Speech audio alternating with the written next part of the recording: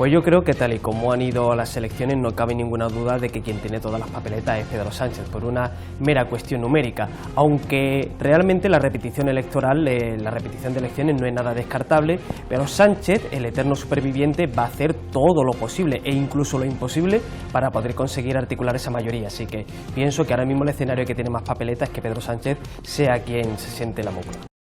Vamos, yo creo que evidentemente la política de pacto en sí no es una política mala, lo que pasa es que España evidentemente pues no tiene una cultura democrática tan exacerbada como sería deseable para que ello sea normal. Ahora, dicho lo cual, yo creo que el peligro de que se pacte por parte de un gobierno con gente que quiere destruir la propia Constitución, el sistema político que impera ahora mismo, al margen de que esté de acuerdo o no, eso sí es un peligro claro.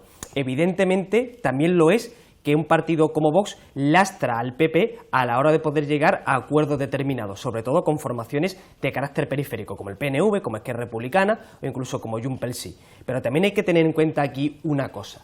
Feijóo tendría que haber sido mucho más agresivo con Sánchez a la hora de afearle precisamente aquello que ha sido totalmente rocambolesco. Es decir, vamos a ver, usted ha pactado con un partido político que lleva asesinos en sus listas. Bueno, eso se lo ha dicho Feijóo en varias ocasiones. Y después de esto, pero no con la suficiente contundencia, no es que se diga en un momento, sino tú articules un discurso de manera que eso pueda calar y que tu votante sepa que tú eso lo estás echando en cara, que haces una censura moral de eso, por no hablar de otra serie de cosas que ya ahondaremos en este programa. Pero ahora mismo estamos en un escenario en el que si eso antes ya era un peligro, ahora lo es mucho peor. Porque aquí quien se ha saltado la Constitución, quien ha delinquido, quien son prófugos de la justicia, pues son estas personas. Y a mí me parece algo sencillamente inconcebible que la llave de la gobernabilidad de un país esté en gente que son los delincuentes.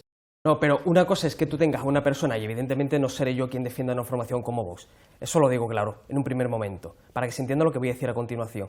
Una cosa es que tú tengas una persona dentro de un partido político que haya cometido un delito, que lo tienen todos, y otra cosa es que tú pactes con una formación que ha exhibido de manera reiterada, contundente, su propósito de romper el marco constitucional. El marco constitucional está en base a las autonomías. Y que lejos de decir y que lejos de arrepentirse y hacer acto de contrición, dice, no solamente que no nos arrepintamos, sino de que además que lo vamos a volver a hacer. Y si tenemos la oportunidad de hacer al gobierno rehén de nuestro propósito, no nos va a temblar la mano. Y saben que Sánchez no se va a arriesgar a una repetición electoral si puede articular ese pacto.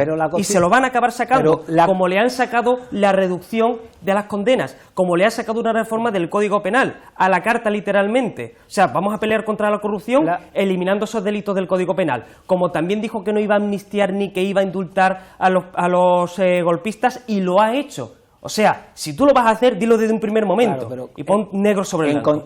Es cierto que Esquerra Republicana, que Junts pel Sí, los partidos independentistas, ellos cruzaron la línea de la prohibición de la ley. Ellos delinquieron. Si aquí la cuestión no es que uno sea independentista o deje de serlo, cada cual tiene derecho a pensar y a ser lo que quiera, pero que la gobernabilidad del país resida en la clave de bóveda de partidos que apoyaron y que dieron un golpe de Estado, eso creo que no es saludable para el país. Luego, con respecto a Bildu condena el terrorismo, pero lo ha condenado de manera genérica, con la boca pequeña, porque no le ha quedado más remedio. Pero un partido político que es heredero de Herri Batasuna, que lleva a asesinos en sus listas, creo que precisamente una antipatía brutal al terrorismo de ETA no es que le tenga precisamente. No obstante, y dicho lo cual, la actividad que ha tenido Vox en su propia censura, que la ha tenido, y está claro eso, le ha restado votos y ha generado mucho miedo. Entonces, estoy de acuerdo con el argumento de que si tú no pactas con partidos independentistas, tampoco puedes pactar con partidos que apliquen esa censura. Has abierto tú el bloque con una pregunta, a mi juicio, bastante interesante. Es decir, si el que ha votado el PSOE o ha votado Sumar o ha votado a los partidos de arco de la izquierda comúnmente conocidos, pues realmente quiere que se pacte con los independentistas o con los terroristas de Bildu. Yo no iría tan lejos. No me refería a los electores del País Vasco, de Cataluña, el grueso, claro, a eso me refiero. El electorado en general en España. Yo no creo, evidentemente, que el que haya votado al PSOE o el que haya votado a Sumar realmente quiera que se llegue a un acuerdo con ellos. ¿Qué es lo que sucede? Que ese electorado es posible que acepte ese acuerdo como un mal menor en aras del beneficio que se obtiene. Y creo que eso también está muy radicado en la forma y la prioridad que la gente le otorga a la hora de... Y yo no sé, perdón, Pablo, si el miedo de Vox que comentábamos al principio del programa ha hecho mella y la gente ha dicho, bueno, prefiero antes de que Sánchez pacte con Bildu o con Esquerra, antes que el PP con pueda Vox. Pactar Claro, con que Feijóo pueda tener como vicepresidente del gobierno a la señora Abascal. Creo que algo de eso ha habido, y creo que sobre todo se ha puesto de manifiesto cuando Vox ha entrado en las instituciones, el tipo de política que ha aplicado, ¿no? Comentaba Diego lo del tema de la censura, y es verdad, eso ha sido así y ha sido público y notorio, y eso no le ha beneficiado. A la vista está que ha pasado de 55 a 32, evidentemente ha caído por ahí, pero a lo que yo venía a referirme es que la gente a la hora de votar muchas veces vota por cuestiones más elementales. Por ejemplo, hay mucha gente que lo ha pasado muy mal en este país y que las políticas sociales que ha aplicado Sánchez, al margen de que puedan ser buenas o malas, pero sin embargo ha llevado a un grupo de personas a decir, bueno, prefiero votar a Sánchez porque a mí me beneficia. Que se pacte o no se pacte con los independentistas, a mí eso me trae lejos. Yo vivo en mi momento inmediato y voto por lo inmediato.